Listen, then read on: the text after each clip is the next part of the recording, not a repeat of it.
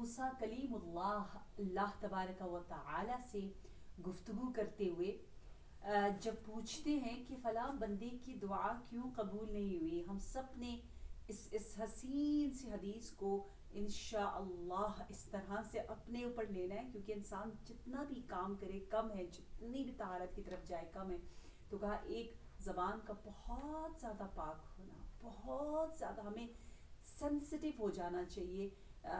جتنا ہو سکے دوسروں کے بارے میں ہم سینسٹیو رہیں، باتیں کم کریں، دوسروں کے بارے میں سوچیں کم دوسروں کے بارے میں.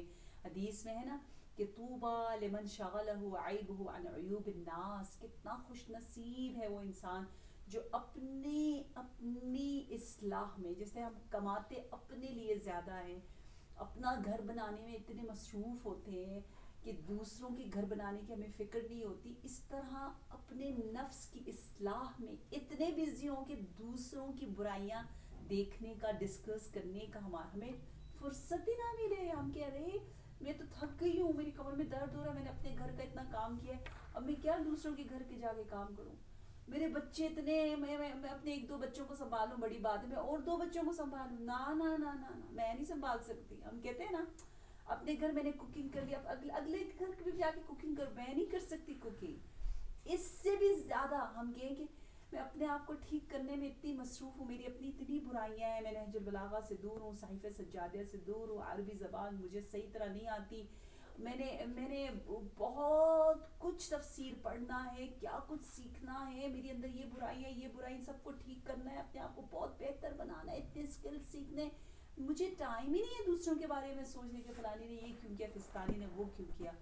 تو ماہ مبارک رمضان میں اگر ہم نے ایک چیز بھی بدل دی تو اللہ کی اس میزبانی کا اثر ہمارے اندر آ جائے گا. وہ اللہ جس نے ہوسٹ کیا ہے، وہ اللہ نور النور ہے، وہ اللہ اپنے نورانی پیغام میں ہمیں کہنا چاہ رہا ہے کہ اپنی زبان پر نور رکھو، نار نہ لے کر آؤ.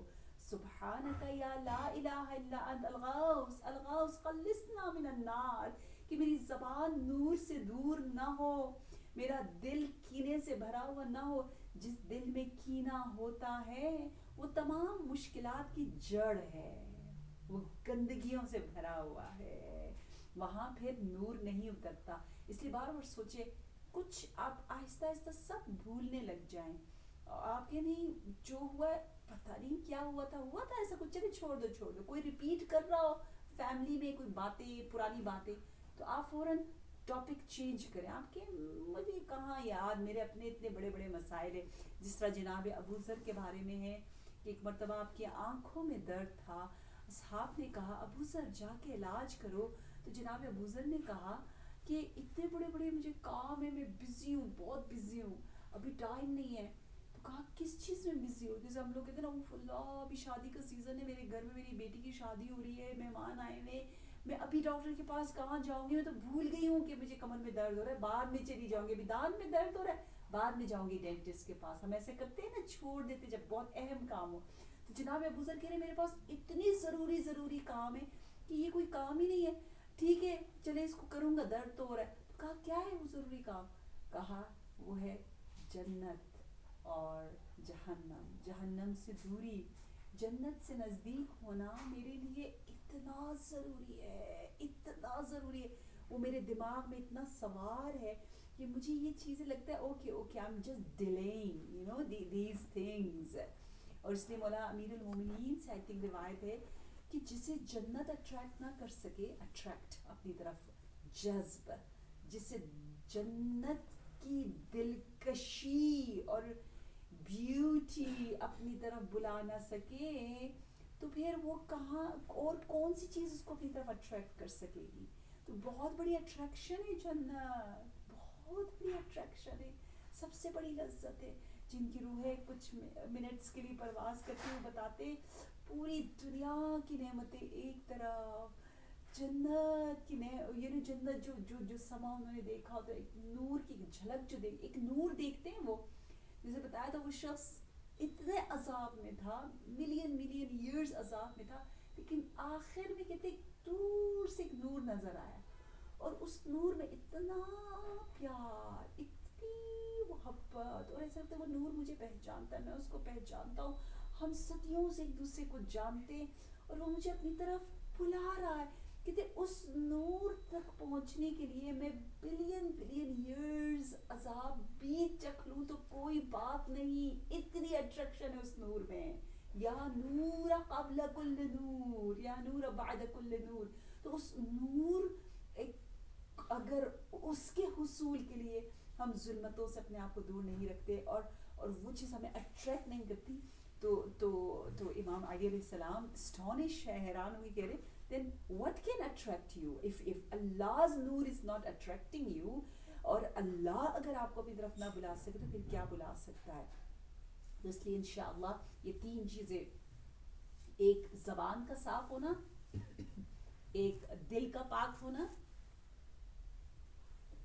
اور ایک ہے نیت کا صادق ہونا. تیسرا نیت کے بارے میں کہا جناب موسیٰ سے اللہ نے کہ اس کی نیت اچھی نہیں ہوتی، مثلا یہ چیزیں اس کو چاہیے، اچھی نیت کے ساتھ یہ میرے پاس نہیں آتا. لوگوں کے ساتھ یہ ڈبل فیس والا یہ بندہ ہے، تو یہ ڈبل فیسز لوگ مجھے پسند نہیں آتے. تو یہ چیزیں انشاءاللہ ہماری زندگی سے نکلیں، اور جب ہم دعا کریں تو یہ تین چیزیں بہت زیادہ اہم ہیں. نمبر 1، دعا میں ہمارا مقصد اللہ سے کنیکٹ ہونا ہے، وہ مادی چیز صرف نہیں ہے، وہ بھی اللہ دے دے گا. نمبر 2، رزق تو خدا سب کو دیتا ہے، دنیا سب کو دیتا ہے، لیکن جو معنوی چیزیں ہیں، جو روحانی چیزیں، اس کو ہمیں بہت مانگنا ہے، بہت مانگنا ہے. آپ دیکھیں نا قرآن میں جتنی بھی دعائیں ہیں اس میں کیا مانگا ہے؟ گھر مانگا ہے کسی نے؟ نہیں. ہاں ایک جگہ ایک گھر مانگا ہے، ویسی ایک گھر مانگا ہے، وہ مانگا ہے جناب آسیہ نے، وہ بھی کہا ہے رب ابنی لی عندک بیتا فی الجنہ. اور یہ بہت پیاری سی دعا ہے جس کو ہم اپنے گھروں کے شروع میں انٹرنس پہ لگا کر، اگر کوئی جن کی کیلیگرافی اچھی ہے، پینٹنگ اچھی ہے، تو آپ آرڈر دیں کہ یہ آیت لکھ کے لگائیں. اور جب بھی وہی میں نے بتایا تھا شاید پہلے بھی، جب بھی گھر کو آپ صاف کر رہے ہو، ڈیکور کر رہے ہو، تو آپ کے میرا جنت کا گھر کیسا ہے، کتنا بڑا ہے، میرے جنت کے گھر میں میرا بستر کیسا ہے، میرا پلو کیسا ہے، میری لائٹنگ کیسی ہے، کون ہے میرا دوست، وہاں کیا کھانے کو ملے گا، یہ سب سوچے. تو یہ آیت یقیناً ہے، ورنہ یہ بھی اندکا کی وجہ سے. ٹھیک ہے، تو دعا کیا مطلب ہے؟ دعا معنوی روحانی ہم نے مانگنا ہے. ٹھیک ہے. نمبر 3، کچھ دعائیں اللہ سنتا ہی نہیں ہے، جیسے ابھی یہ مثال ہم نے دی ہے. ٹھیک ہے، سنتا ہی نہیں ہے. تو ایسی دعاؤں کے لیے ہم نے اپنے آپ کو ان رکاوٹوں کو دور کرنا ہے، ہٹانا ہے، کیونکہ اگر یہ دعائیں ہوں گی تو اللہ ہم پر توجہ کرتا ہے، وگرنہ توجہ نہیں کرتا. سورہ فرقان کو اگر آپ اس کی تلاوت کریں تو اس میں 12 صفات بتائے گئے ہیں عباد الرحمن کے، جو اللہ کے رحمان کے بندے، اس کے 12 ایٹریبیوٹس، 12 کوالٹیز بتائی گئی ہیں. اور آخر میں بتایا ہے کہ اگر دعا نہ ہو، مناجات نہ ہو، تو اللہ پرواہ نہیں کرتا، انہیں دیکھتا ہی نہیں، ان کی کوئی قدر و قیمت ہی نہیں ہوتی. ایک مرتبہ نبی اکرم صلی اللہ علیہ وآلہ وسلم مسجد سے باہر آ رہے تھے تو دیکھا شیطان کھڑا ہوا ہے. تو نبی نے اس سے باتیں کی، تو نبی نے پوچھا کیوں لوگوں کو قرآن نہیں پڑھنے دیتے ہو؟ تو کہا جب وہ قرآن پڑھتے ہیں تو میں میلٹ ہو جاتا ہوں، کیوں پڑھنے دو؟ تو کیوں دعا نہیں کرنے دیتے لوگ، جلدی بھاگتے دعاؤں سے، پڑھتے نہیں ہیں زیادہ؟ تو کہا مجھے دعا سے نفرت ہے، کیونکہ جیسے ہی وہ دعا مانگنے لگتے ہیں، اللہ سے باتیں کرتے، میں گونگا ہو جاتا ہوں. میرے سارے سورسز ختم ہو جاتے ہیں، میں بالکل ہی ہینڈی کیپ ہو جاتا ہوں کہ نہ مجھے کچھ نظر آتا ہے، نہ میں کچھ اپنی کچھ میرے پاس طاقت ہی رہتی. اس لیے اللہ نے حدیث قدسی میں کہا ستۃ منی و ستۃ منکم، 6 چیزیں میری طرف سے ہیں، 6 چیزیں تمہاری طرف سے. التوبۃ منکم والمغفرۃ منی. آؤ کہ تم لوگ، شب قدر قریب ہے، آؤ پلٹ کے آؤ، پورے وجود کے ساتھ آؤ، اس نور کے پاس آؤ. تائب، یا تم تائب بنو، میں تواب بنوں گا، میں مغفرت دوں گا. الدعاء منکم والاجابۃ منی. دعا پکارو گے تم لیکن اجابت میں کروں گا، میں جواب دوں گا، میرے جواب دینے کے بہت سے طریقے ہیں۔ جواب صرف اور صرف اس دنیا کے لیے تو نہیں ہے نا، ایک جواب آخرت کے لیے بھی تو ہے نا۔ ایسا تو نہیں ہے دنیا آپ کے اللہ فائدہ ہی نہیں ہوا میں نے دعا کی، کیا فائدہ ہوا؟ ارے نا نا نا نا نا نا نا، آپ کا کیا بس آپ کی زندگی ختم ہو گئی، یو آر اینڈ لیس، تو اجابت ہے ہی ہے۔ شکر تم کرو روزی میں دوں گا، توکل تم کرو، کفایت یعنی پورا پورا بھروسہ جو ہے وہ میں تمہیں دوں گا، اور صبر تمہاری طرف سے ہے، قضاء و قدر میری طرف سے ہے، اور رضایت تمہاری طرف سے، بلا اور آزمائش میری طرف سے ہے۔ تم راضی رہو میں آزماؤں گا، تم صبر کرو میں نے قضاء و قدر تقدیر لکھی ہوئی ہے، اور تم شکر کرو میں روزی میں اضافہ کرتا چلا جاؤں گا، رزق میں اضافہ کرتا چلا جاؤں گا۔ تو یہ وہ ڈیلنگ ہے عبد اور رب کے درمیان کہ دعا ہماری طرف سے ہو، نور کے لیے ہم تڑپے اور وہاں سے انشاءاللہ نور آ جائے۔ اس لیے جناب ابراہیم خلیل الرحمن کا ایک نام قرآن میں کہا ہے اواہ، الف واو الف اواہ، اواہ یعنی دعا، دعا یعنی جو بہت زیادہ دعا کرتے ہیں، جیسے باقی رونے والا، بکا بہت زیادہ رونے والا، ساجد سجدہ کرنے والا، سجاد بہت زیادہ سجدے کرنے والا، صادق سچا ہے، صدیق بہت زیادہ سچا، داعی دعا کرنے والے، لیکن دعا جو بہت زیادہ دعا کرتا ہے، بہت زیادہ دعا کرنے والوں کو پروردگار عالم بہت زیادہ پسند کرتا ہے۔ اس لیے کہا ہے بار بار بار بار میرے پاس آؤ، یا میں یحب الحاح الملحین، جو ریپیٹیڈلی کانسٹنٹلی اللہ سے مانگتے ہیں۔ اس لیے ہم 1000 نیمز کو انشاءاللہ شب قدر میں 1000 ٹائمز اللہ کو پکاریں گے۔ اللہ کو بہت بہت زیادہ